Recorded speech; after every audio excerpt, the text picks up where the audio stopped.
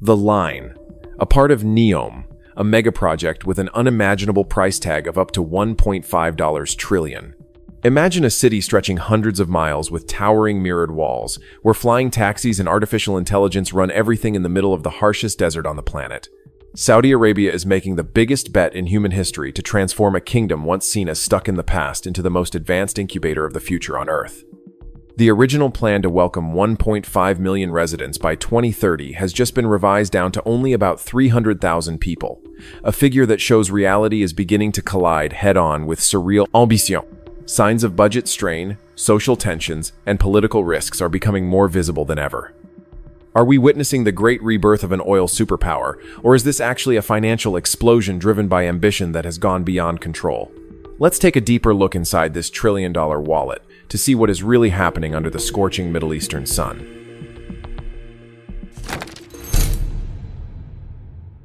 Do you remember the promise of a city more than 100 miles long, cutting through the desert like a silver blade? According to the latest reports circulating among observers, that figure has been trimmed down without mercy. Instead of 105 miles, projections now suggest that perhaps only about 1.5 to 3 miles will be completed by 2030. As for population, the ambitious target of 1.5 million people has evaporated, leaving a far more modest figure, under 300,000 residents. It feels like ordering a shiny Cadillac but ending up receiving a compact electric car with a few add-ons. This more than 80% reduction in scale shows the project shifting from a human revolution into a limited high-end real estate development. Building 2 mirrored walls over 1,600 feet tall, far exceeding the Empire State Building in New York, running parallel under the 110 degrees Fahrenheit. Middle Eastern heat is not simply a matter of pouring money into it. The amount of steel and concrete required is so massive that it could disrupt global supply chains, even triggering inflation in the construction sector. And let's talk about comfort, something we always value. How do you keep a sealed structure cool in the desert without consuming enough electricity to power an entire U.S. state? Massive air conditioning systems and mechanical ventilation solutions are becoming an operational cost nightmare. Even top minds from major tech corporations are expressing skepticism. When leading engineers begin to leave the project due to unrealistic timelines, perhaps we should ask, is this a city of the future or just an expensive mirrored cage? We all know Saudi Arabia is wealthy from oil, but even this kingdom must follow market rules. With crude oil prices often fluctuating below $70 per barrel, while the NEOM dream requires $80.90 to maintain budget stability, a prioritization crisis is unavoidable. They are spreading resources across everything from the 2034 World Cup to winter sports events on sand. It seems the line is being pushed aside for more pragmatic goals to maintain international prestige.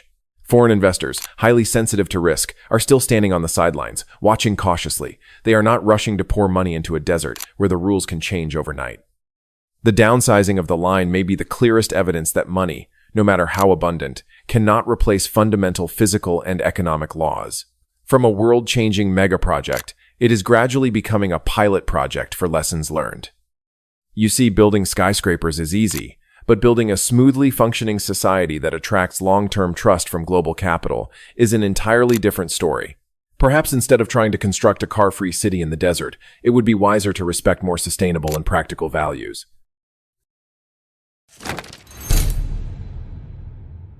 You can think of oil prices as the heartbeat of Saudi Arabia's budget. According to figures being discussed by experts at the IMF, the kingdom needs Brent crude at around $96 per barrel to both run the country and sustain futuristic megaprojects like NEOM. But just look at the price board. When oil keeps hovering around $70.75, people cannot help but ask, how will that $20 gap be filled? The paradox is that to achieve the dream of moving beyond oil, they now need oil prices to be higher than ever. It seems that every time you see more Tesla electric vehicles on American roads, Riyadh's dream becomes a little more unstable. These modernization projects are becoming hostages to the very energy source they aim to replace. If you own shares in Chevron or ExxonMobil, you expect steady growth. But with Aramco, Saudi Arabia's national oil giant, the story seems a bit different. There are signs that the company is being turned into a cash machine to fund personal ambitions. The government is reportedly pressuring Aramco to pay tens of billions of dollars in dividends each quarter, even as net profits show signs of decline. Even the recent secondary share sales give the impression of an owner gradually selling off family heirlooms to maintain an outward appearance of wealth.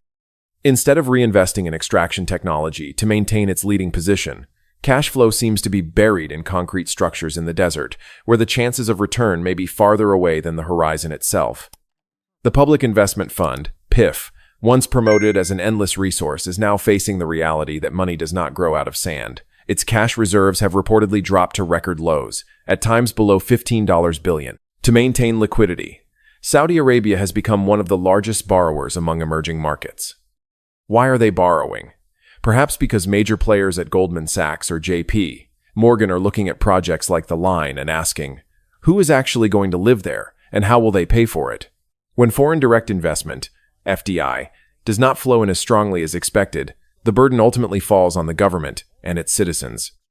We have seen this scenario many times in history, a painful shift from unlimited spending to risk management.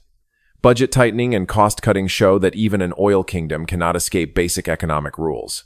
To cover deficits, Saudi citizens may have to face subsidy cuts or tax increases, something they are not accustomed to. As VAT rises sharply and living costs climb, will social stability hold? You can build skyscrapers, but you cannot build trust on a cracking financial foundation. In the US, we have pension funds or investment firms like BlackRock or Vanguard, where every decision is scrutinized by thousands of regulations and transparent reporting. But in Saudi Arabia, the PIF operates more like a personal project than a financial institution. Under the direct control of the Crown Prince, PIF is not just investing, it is trying to buy an entirely new economy. From acquiring golf leagues to compete with the PGA Tour through LIV Golf, to launching Riyadh Air to rival major airlines, PIF wants a presence in every sector. It may seem ironic that a single entity is both the rulemaker, the largest contractor, and the one holding the money. The lack of Western-style oversight mechanisms raises a serious question. Is this a smart economic strategy, or simply an extravagant spending spree with public funds? According to multiple sources, PIF's available cash has dropped sharply, at one point falling to around $15 billion in early 2024. For an entity committed to spending $50 billion annually on domestic projects, that figure seems rather tight. And the result? A roughly 20% cost-cutting directive has been issued across many strategic projects. Instead of pouring money into tech startups in Silicon Valley as before, PIF now appears to be pulling back to salvage unfinished megaprojects at home. Even visionary plans must give way to more practical priorities like preparing for the World Cup. Perhaps the feeling of having to delay projects due to lack of funds is something officials in Riyadh are beginning to experience, just like anyone managing a household budget.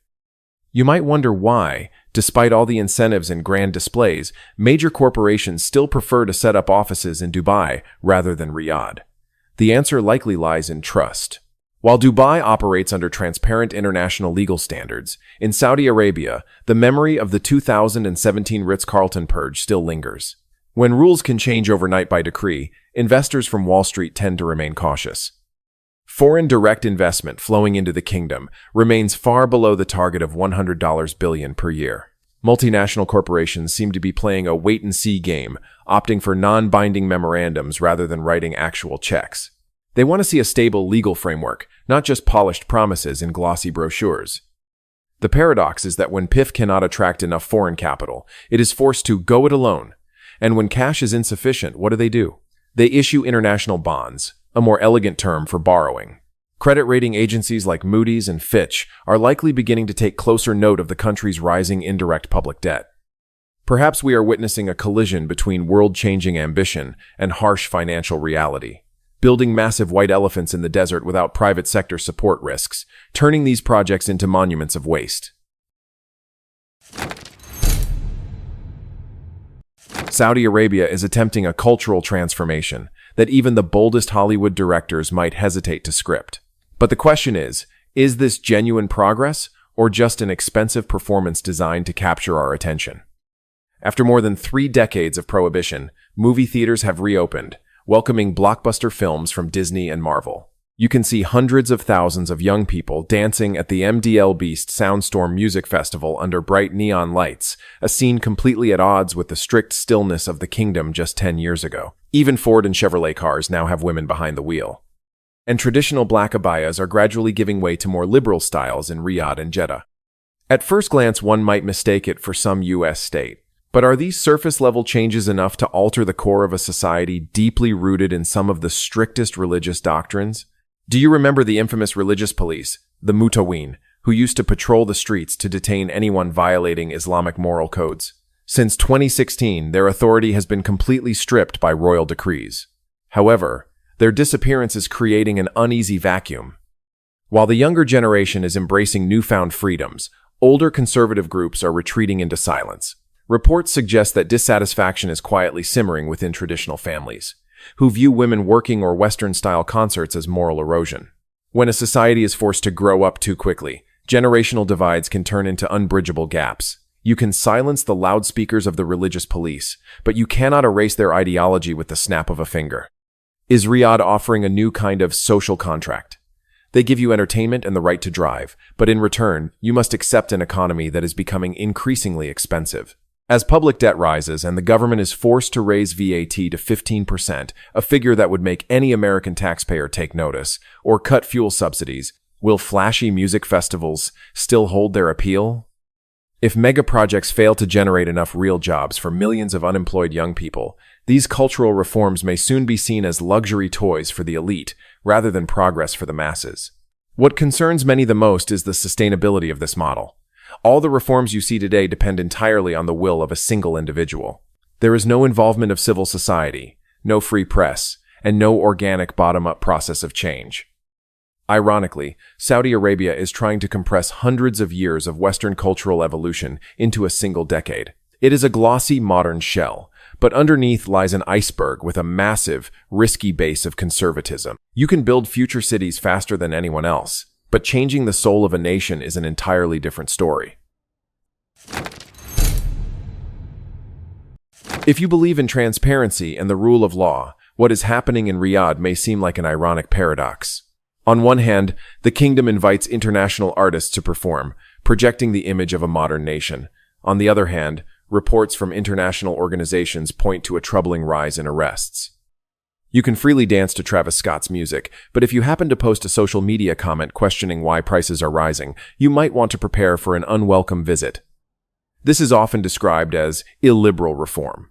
You can enjoy American-style entertainment, but discussions about the nation's future remain strictly off-limits.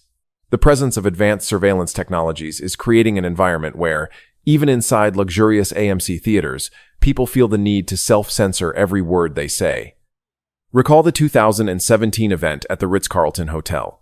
It can be seen as one of the most shocking purges in modern history, where hundreds of princes and billionaires were detained in exchange for loyalty and assets estimated at over $100 billion.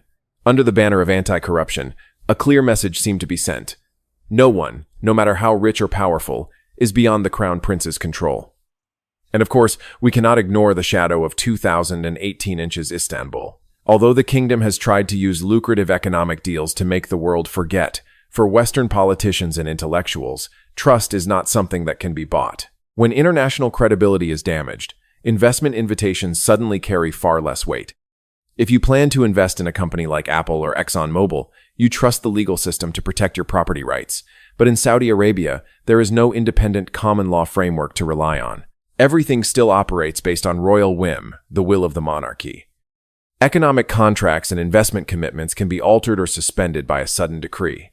Look at the constant leadership changes at the NEOM megaproject or the rapid shifts in budget priorities. This governance model appears to lack long-term predictability, the very backbone needed to attract serious investors from Wall Street. Look at Dubai, a place that never had as much oil as its giant neighbor. It started as a commercial hub decades ago, much like how New York or Chicago rose. It prioritizes foreign capital and operates under a common law system, something any gentleman on Wall Street feels comfortable with when signing contracts. In contrast, Saudi Arabia is trying to buy development by pouring hundreds of billions of oil tax dollars into projects through the PIF. But there is a problem. Top-down command economies often lack the necessary flexibility. You can order the construction of a skyscraper faster than anyone else, but you cannot command creativity and organic market interaction to appear instantly. There is one truth that money can hardly cover up: quality of life. Dubai has spent decades building an open social environment where executives from Apple or Microsoft can bring their families to live without feeling constrained. From Western standard healthcare systems to open beaches, Dubai acts like a magnet for global talent. Meanwhile, Riyadh, despite its glossy megaprojects, is still struggling with cultural barriers and a harsh climate. Would you be willing to move your family to a city where social infrastructure is still undergoing a risky transition? Senior professionals still prefer the stability and freer lifestyle in the UAE over becoming guinea pigs for urban experiments in Saudi Arabia. To attract multinational corporations, Riyadh has issued an ultimatum. If companies want to secure lucrative government contracts after 2024, they must establish regional headquarters in Saudi Arabia. Many investment banks and major tech firms have responded by opening shell offices in Riyadh with a handful of core staff, while their executive brains and key personnel remain comfortably based in Dubai. Why? Because trust in legal stability and capital flow convenience in Dubai still outweighs Saudi Arabia's time-sensitive tax incentives. Money can buy headquarters, but it cannot buy corporate loyalty. Dubai's model has the advantage of being a first mover with a fully developed logistics system that even renowned airlines like Emirates took decades to build. Saudi Arabia may have money, but it will take at least another 10 to 20 years to develop a comparable ecosystem. Moreover, this race is creating cracks within the traditional GCC alliance. As Saudi Arabia begins imposing trade barriers on goods from the UAE, people are starting to ask, is this healthy competition or a sign of deadlock? Imagine working outdoors continuously as temperatures hit 110 degrees Fahrenheit, while your most basic rights are controlled by someone else. Millions of workers from South Asia and East Africa are the ones truly sweating to turn futuristic blueprints into reality. Yet behind this lies the shadow of the kafala system, a mechanism often described by observers as modern-day slavery. Many workers are trapped in debt from recruitment fees, have their passports confiscated, and live in poor camps that would hardly meet even minimum standards in the United States. Worse still, there is a disturbing silence around the number of people who have died on these construction sites. And do not forget the story of the Huwaidat tribe, who lived there for centuries but were suddenly asked to leave, even facing severe punishment simply for wanting to keep their ancestral land. Have you ever wondered why Saudi Arabia is spending heavily to acquire English football clubs or to create the LIV Golf League to directly compete with the PGA Tour? Among observers, this is called a sports washing strategy, using the glamour of superstars and the excitement of audiences to overshadow problematic human rights records. And it does not stop there. The concept of greenwashing is also being applied extensively. They promote a zero-emission city, but people overlook the massive carbon output from producing the steel and concrete needed to build those giant mirrored walls, not to mention the damage to sensitive coral reefs in the Red Sea. Saudi Arabia wants the world to see it as a progressive nation, on par with Western standards. But there is an obvious truth: you cannot buy trust with glossy promotional videos. Every time a futuristic city video is released, it is often accompanied by investigative reports about the fate of workers. This contradiction is creating an invisible barrier for major investment funds. Reputable financial institutions that emphasize ESG standards are maintaining a cautious distance. They understand that investing in projects with too many humanitarian shadows could seriously damage their own brand value back home. Can a future city truly be considered civilized if it is built on the suffering of the voiceless? These ethical fractures are not just moral issues, they are real economic risks. At present, a segment of analysts on Wall Street is betting on the possibility of a pragmatic awakening, also known as a soft landing scenario. You can see the first signs as the scale of the megaproject, the line, has been ruthlessly trimmed. Instead of trying to build a giant mirrored blade more than 100 miles long, there is a quiet shift towards smaller sections in hopes of generating immediate cash flow. In this scenario, Saudi Arabia could transform into a new kind of industrial nation by leveraging solar energy to produce green hydrogen, a form of energy that major corporations like General Electric and NextEra Energy are closely watching. If they know how to give more room to the private sector instead of letting the public investment fund take on everything, the kingdom may not achieve the cinematic level of futuristic glamour, but it could build a more solid financial foundation for future generations. However, life is not always a rosy financial report on CNBC. Imagine a scenario where Brent oil prices remain stuck below $70 for many consecutive years, causing the seemingly bottomless wallet of the PIF to reveal serious liquidity cracks. If foreign capital from major investors continues to stay cautious, we may witness the grand steel structures of NEOM gradually being swallowed by desert sands, leaving behind unfinished hundreds of billions-dollar projects like ghosts in the void. And as you know, economic fractures often lead to the breakdown of social promises. When the government is forced to raise VAT to 15% or cut energy subsidies to service international debt, the enthusiasm of Saudi youth could quickly turn into simmering dissatisfaction. A system driven by absolute power may maintain stability when money is abundant, but when the coffers run dry, conservative forces may find an opportunity to rise again. There are things that even the most powerful crown prince cannot command: geopolitics and the speed of global change. The race with Dubai is not simply about who has taller skyscrapers, but about who has a legal system trustworthy enough to attract financial giants. Moreover, if the transition to electric vehicles by companies like Ford or Tesla happens faster than expected, Riyadh's oil cash machine could run out of ink before new industries have time to mature. The entire Vision 2030 is being bet on a single leader, and as any seasoned investor understands, putting all your eggs in one basket always comes with extremely unpredictable risks. Saudi Arabia is truly standing at a historic crossroads, where current cracks are not necessarily signs of immediate collapse, but rather a stark warning about the limits of absolute power and the strength of oil wealth. To build a truly modern nation and escape the shadow of the past, Crown Prince MBS may need more than skyscrapers or futuristic megaprojects. He needs a transparent legal system that gives investors confidence and a genuinely free environment for his own people.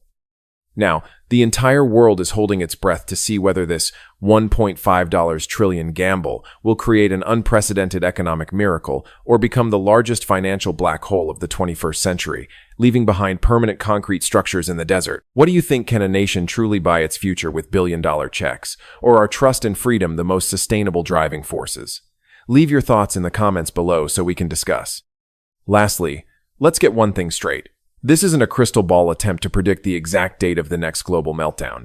Consider it a much-needed reality check on the geopolitical risks that most data-driven strategies conveniently ignore.